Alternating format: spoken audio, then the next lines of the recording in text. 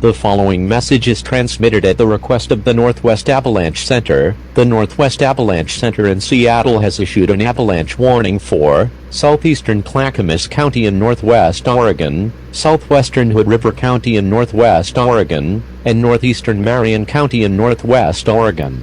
High avalanche danger will develop in the warning area at all elevations for the following locations: Mount Hood and Northwest Oregon, in effect from 1800 hours Pacific Standard Time Saturday, December 2nd, through 1800 hours Pacific Standard Time Sunday, December 3rd.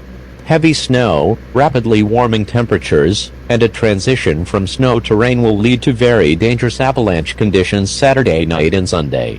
High avalanche danger exists at all elevations. Very dangerous avalanche conditions will develop over the next 24 hours. Travel in avalanche terrain is not recommended. Avoid any area where avalanches can start, run or stop.